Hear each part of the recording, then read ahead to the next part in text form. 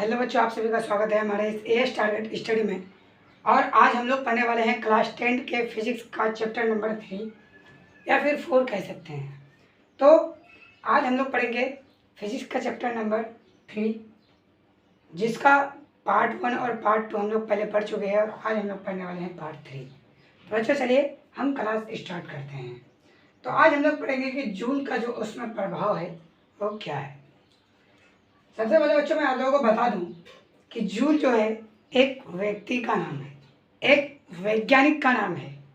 तो उसका जो उसमें प्रभाव है वो क्या है। तो चलिए हम देखते हैं क्वेश्चन की तरफ। तो जब किसी चालक तार से विद्युत धारा प्रभावित होता है तो चालक तार जो है वो गर्म हो जाता है और उसमें जो गर्म होता है तो गर्म होकर ऊष्मा जो है वो उत्पन्न करने लगता है, उत्सर्जन करने लगता है, जिसे हम लोग विद्युत धारा का ऊष्मा प्रभाव कहते हैं। तो बच्चों चलिए हम लोग पढ़ेंगे कि कैसे। तो यहाँ पे क्वेश्चन जो कह रहा है वो कह रहा है कि जब किसी चालक तार से, हम एक चालक तार ले लेते हैं,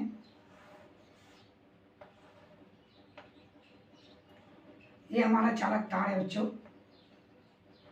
इस चालक तार से जब विद्युत धारा जो है वो चालक तार पर जब प्रभावित होती है, विद्युत धारा जब प्रभावित करती है तो ये तार जो है गर्म हो जाता है। ये चालक तार जो है वो क्या हो जाता है, गर्म हो जाता है। और गर्म होते ही इसमें जो है ऊष्मा उत्पन्न होता है।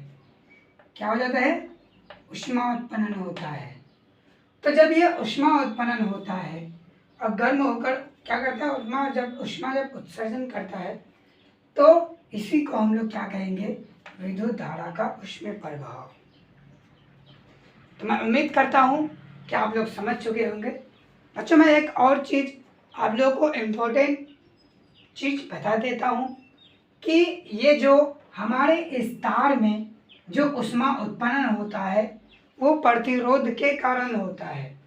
जब प्रतिरोध जो है वो एक साथ जमा कर लेता है तो हमारा तार जो है वो गर्म हो जाता है और गर्म होकर के वो ऊष्मा बनने लगता है, जिसके वजह से वो तार जो है पिघलना शुरू हो जाता है। तो चलिए बच्चों अब हम अगले क्वेश्चन की ओर चलते हैं। और अगला क्वेश्चन कह रहा है कि जूल का जो पहला नियम है क्या है। तो मैं सबसे पहले एक बात बता दूं कि जूल जो है एक व्यक्ति का नाम है। इन्होंने एक नियम का प्रतिपादन किया, उसी को हम लोग कहेंगे जूल का नियम। तो मैं उम्मीद करता हूं कि आप लोग समझ चुके होंगे। तो चलिए अब हम लोग पढ़ेंगे कि जूल का पहला नियम क्या है। तो जूल का पहला नियम जो है वो कह रहा है कि किसी भी चालक तार में उत्पन्न ऊष्मा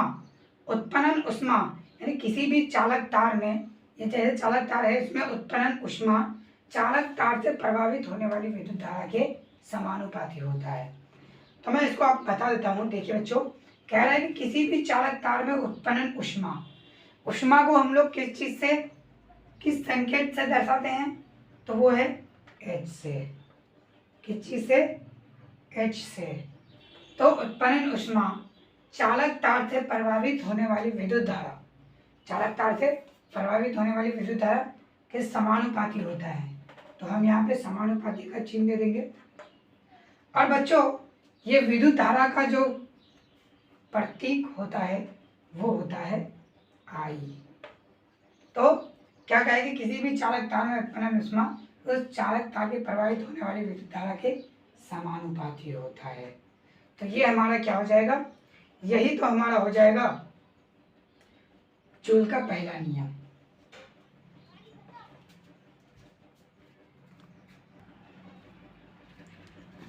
तो बच्चों यहाँ पे जो है थोड़ा मिस्टेक हो गया है, यहाँ पे वर्ग होगा, वर्ग के सीधा जो है क्या होता है, समानुपाती होता है। तो यहाँ पे बच्चों हम वर्ग का चिन्ह देंगे। तो बच्चों यही जो है हमारा पहला नियम है, किसका, जूल का। यानी यही हमारा जो है जूल का पहला नियम कहलाएगा। तो मैं उम्मीद करता हूँ कि आप लोग समझ चुके होंगे। तो चलिए आगे बढ़ते हैं।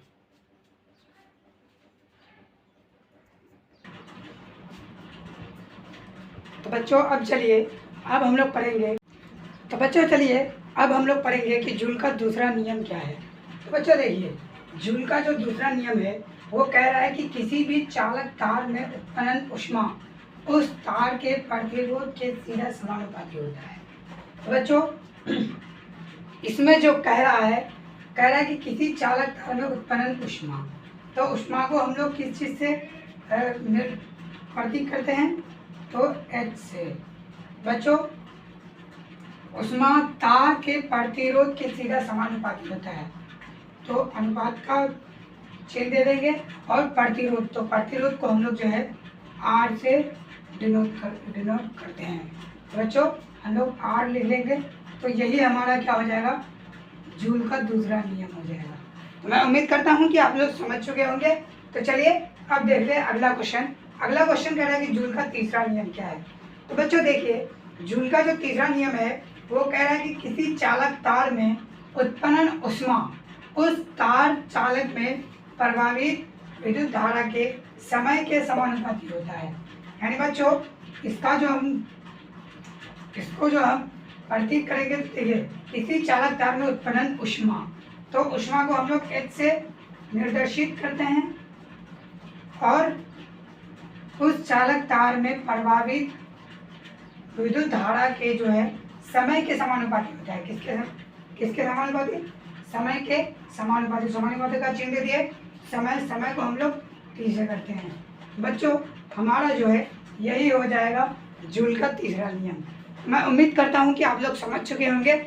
तो चलिए मैं अपने क्लास को यहीं तक समाप्त करता हूँ, क्योंकि मुझे सिर्फ और सिर्फ इस क्लास में VVI क्वेश्चन को बताना था। तो बच्चों मैं आप लोगों को एक बात बता दूँ कि ये जो जूल का नियम है ये बहुत ही इम्पोर्टेंट क्वेश्चन है, इसलिए आप लोग इसे ज़रूर समझिए और ज़रूर याद करने की कोशिश कीजिएगा। तो चलिए मैं अपने क्लास को यहीं तक समाप्त करता हूँ। फिर मिलते हैं बच्चों हम लोग अगले क्लास में। जब तक के लिए फिजिक्स को जो है बंद कर दिया जाएगा और अब हम अगला जो चैप्टर पढ़ेंगे वो पढ़ेंगे या तो केमिस्ट्री का या फिर बायो का। तो चलिए यहीं तक अपने क्लास को समाप्त करते हैं। जब तक के लिए बाय बाय।